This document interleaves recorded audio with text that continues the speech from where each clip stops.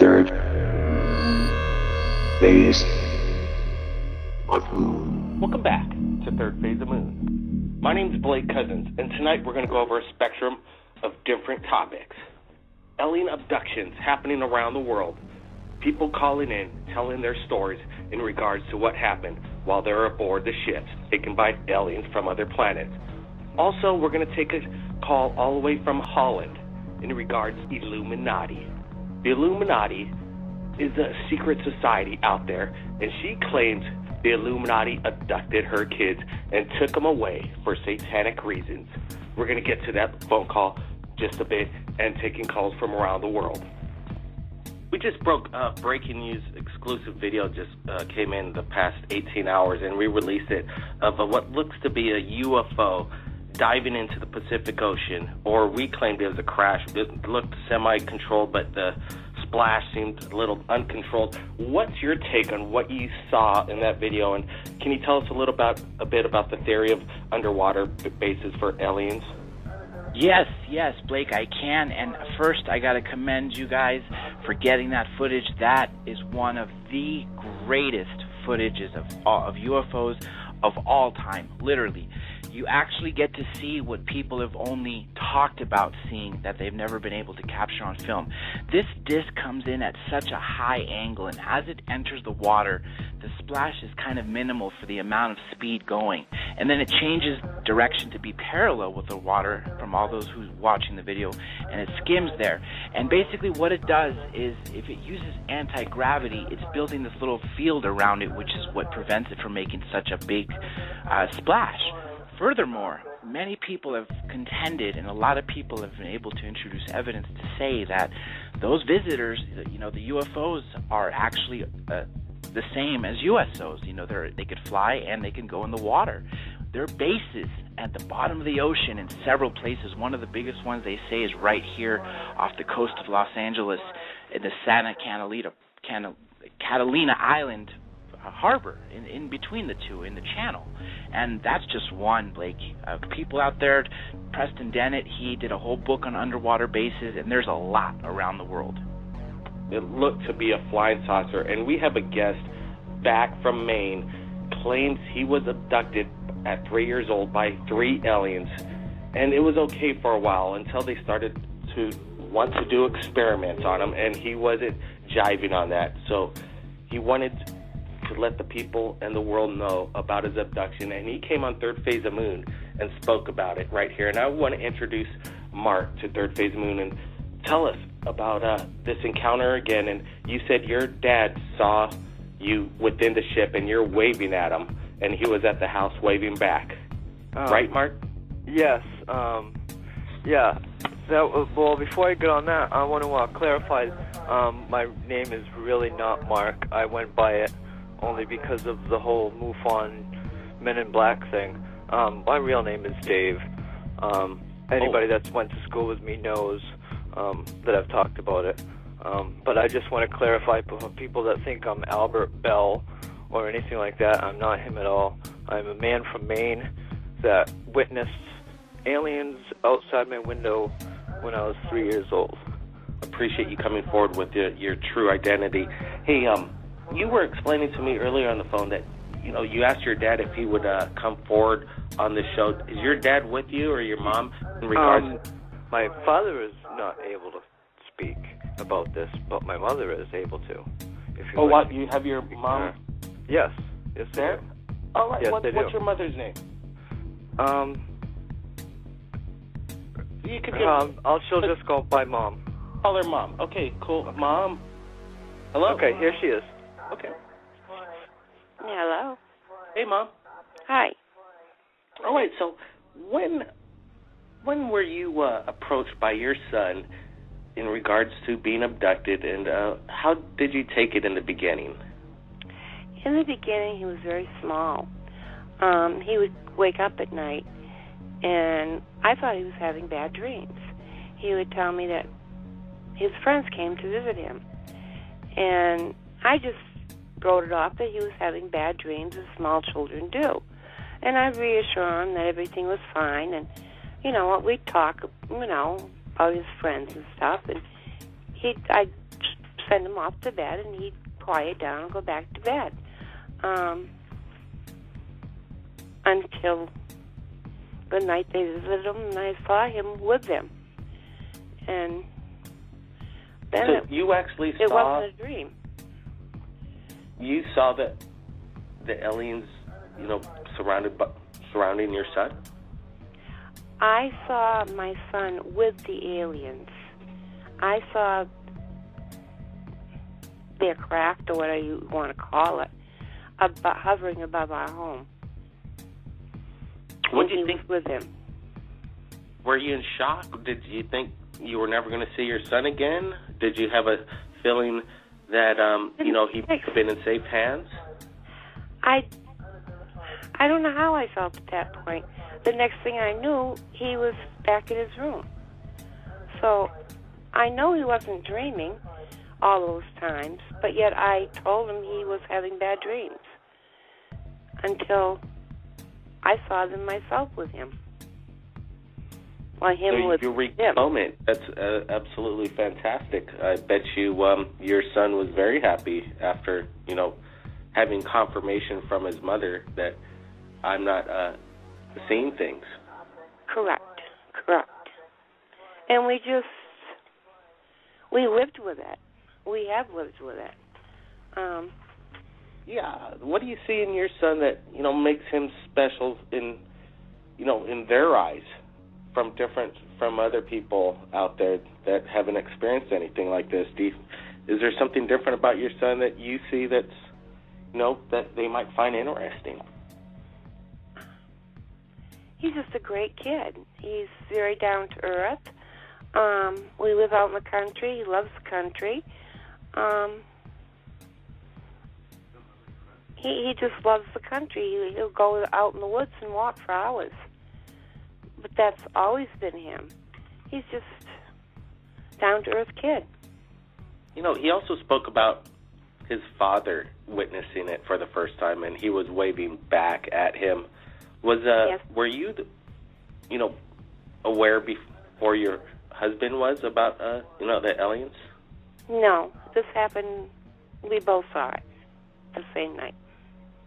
Most people would go, "Oh my God," and think about, the safety. And it's interesting the way you put it that, we couldn't move. We couldn't move. We saw what we saw. We know we saw it. We know it happened. And as I said, the next thing we knew, he was in his bedroom. Were you aware of possible missing times? Did you look at the clocks and might have noticed something different? Or at that time, no, we didn't. Yep. But it possibly... I guess it's not something you think of to do.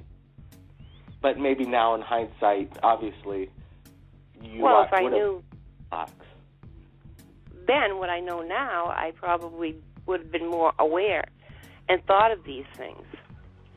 But when it happened, you don't think of those things.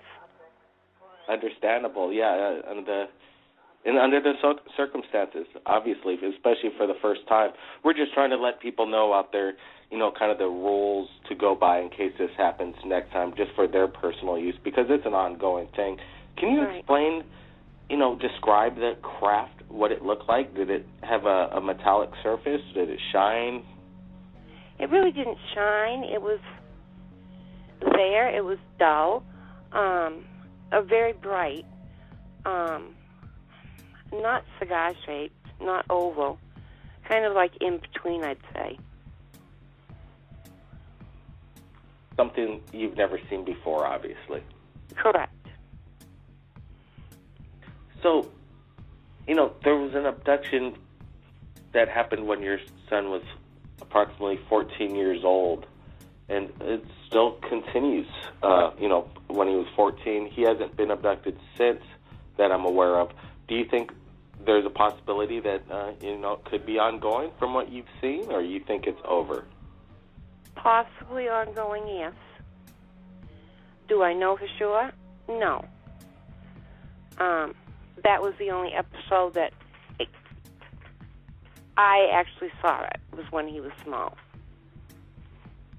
And I think I was only meant to see that so we could deal with it. You know, I find it very commendable. Most moms, you know, under a circumstance like this, you know, comes forward, backs her son up, confirms with eyewitness sighting, and, you know, comes forward on third phase of the moon. We really appreciate it, and I'm sure the people listening, you know, feel better about, you know, themselves possibly talking to friends about their experience that they've had in regards to. A lot of people are afraid to say anything because they're afraid of what people will think of them. It's very hard. It's very hard. And there are people that we know that kind of go, okay, you know, and they question it. But I guess they have a right to question.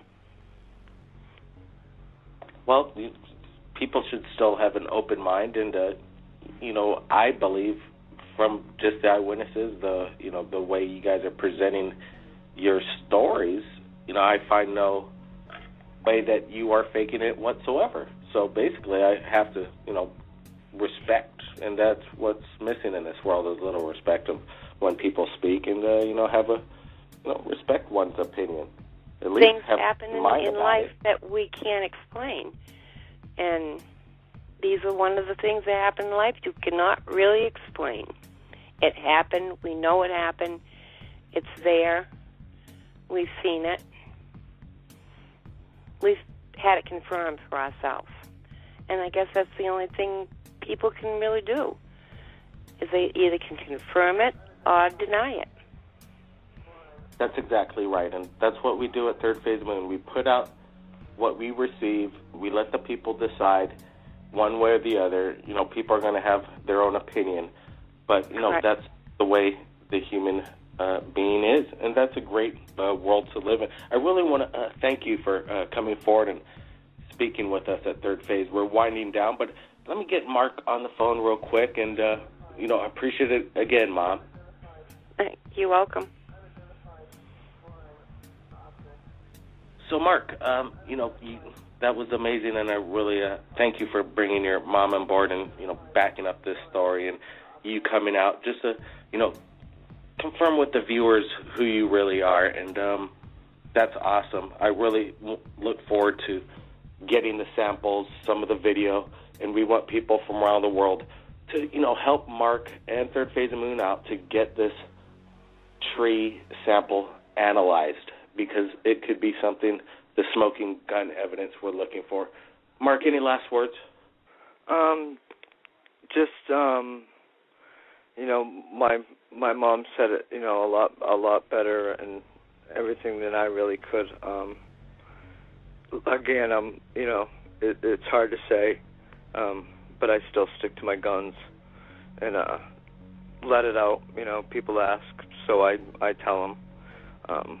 Whether they believe me or not, you know, I feel sorry for them if they don't. You know, they're just one-minded, I guess.